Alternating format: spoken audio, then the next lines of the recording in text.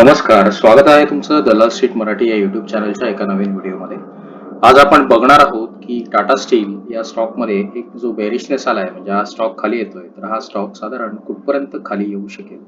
So basically तुम्ही इथे बघितलं तर हा स्टॉक हाय याने गेला होता या स्टॉकनी, तर 1349 रुपयाचा 1349चा, आणि तिथून तो स्टॉक कंटिन्यूस खाली येतोय. त्याचबरोबर जर आज तुम्ही बघितलं तर आज एक मोठी रेड कॅन्डल आलेली आहे आणि याच्यात कम्पॅरेटिव्हली सेलिंग खूप झालेलं आहे.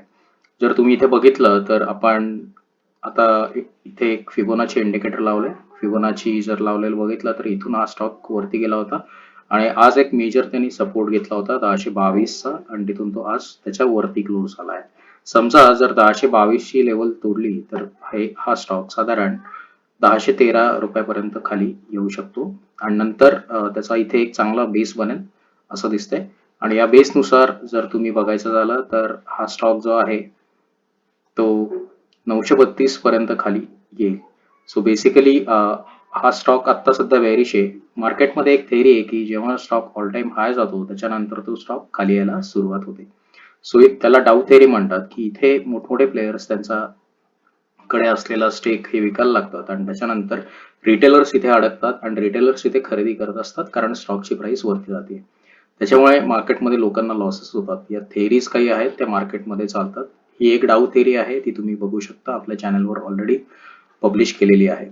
जर हा स्टॉक तुम्हाला ट्रेड करायचा असेल तर सावकाश ट्रेड करा, कारण सध्या याच्यात बेरिशनेस आहे. कोणताही स्टॉक घेताना स्टॉकची कॅन्डल ही ग्रीन असली पाहिजे, म्हणजे काही पॅटर्न्स आहेत, ते पॅटर्न्स आले तर तो स्टॉक घेतला जातो. पण आता याचा एक मेजर सपोर्ट आहे 1022चा 0.78% रिट्रेसमेंट जी आहे ती त्यांनी आज टेस्ट केली आणि तिथून तो थोडा वरती क्लोज झाला आहे. हा व्हिडिओ फक्त एज्युकेशनल पर्पजसाठी असून हा स्टॉक घ्या किंवा विका असं रेकमेंडेशन नाही, हे आपल्याला आम्ही इथे नमूद करू इच्छितो. आणि हो, चॅनलवर जर तुम्ही नवीन असाल तर या चॅनलला नक्की सबस्क्राईब करा. धन्यवाद.